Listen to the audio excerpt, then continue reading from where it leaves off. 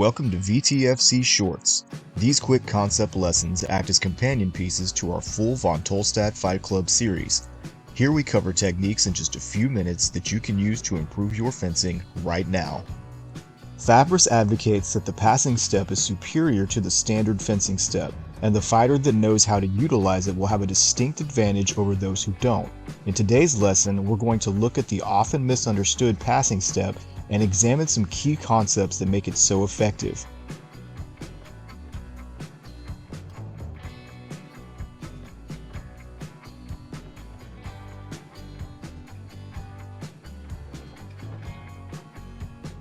First, let's look at what most consider the standard fencing step, in which the lead foot always stays in the lead.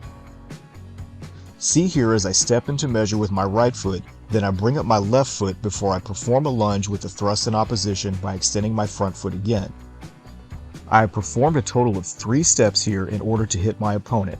First, the right foot steps into ideal attack measure as I am gaining my opponent's blade.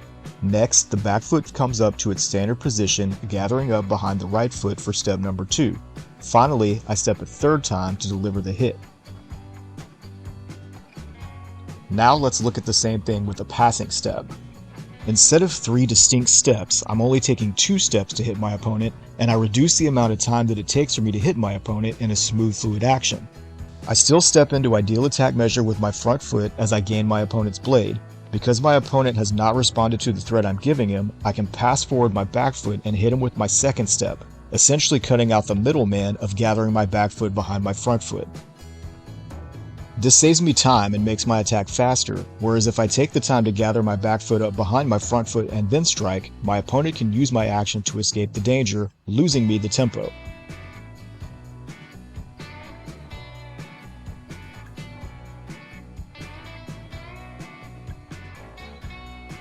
If I'm using a passing step, then I can hit my opponent much easier in the time of his reaction to my stepping into measure as I gain his blade. For instance, if he starts to parry me, I can pass forward and offline as I do a half disengage to strike under his sword. My passing step offline gets me past his point, and my offhand makes a wall to keep him from cutting my head or getting his point back online to hurt me. This works so well because I use my passing step at the same time of his parry in order to hit him while he's making an action. If instead I used a standard step to gather my back foot to its normal position behind my front foot, his parry happens as I gather the back foot, losing me the tempo and putting him in a stronger position. This concept is not always easy to understand, but it's the difference between me attacking him at the same time he parries versus me simply gathering up my back foot as he parries. In other words, if I don't pass, I don't use the tempo of his parry to hit him, and instead I use the tempo of his parry to gather my back foot. As you can see, I'm still in a lot of danger because I did not pass and hit him during the tempo of his reaction. The passing step tempo advantage concept also works if he performs a cavazione as I step into measure with my front foot and gain his blade. If I perform a standard step, his disengage would happen at the same time as my rear foot gather. Because of this, he can gain the advantage. When Fabris speaks about the passing step allowing a fighter to take better advantage of the opponent's actions, this is what he's talking about. If you always take the time to do a standard step and gather the back foot behind the front foot during the opponent's action, you lose the tempo to attack them because you are using the tempo to just move your foot up. But if you pass forward, you can attack the opponent during their action, utilizing the tempo they have given you to score a point. Please note that we are using the passing step after we have already stepped into measure with our front foot.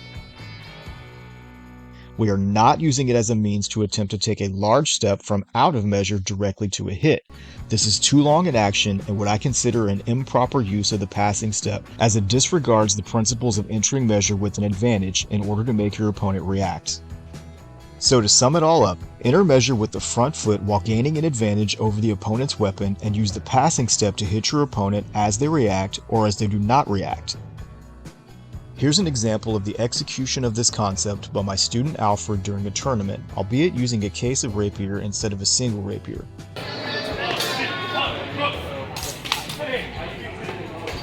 He steps into measure with his front foot while taking advantage of his opponent's weapon, and then immediately passes forward with his back foot to strike as the opponent is giving him a tempo to do so. In this case, the opponent tries to free his sword and step backward. Because Alfred passes, he is able to hit with his other sword, whereas if he'd simply gathered the rear foot behind the front, he would have lost the tempo and his opponent would be safely out of measure. We'll get into the full body mechanics of attacking and voiding attack lines with passing steps in future full-length episodes, but for now your takeaway should be an understanding of how effective it is to use passing steps to take advantage of your opponent's tempos.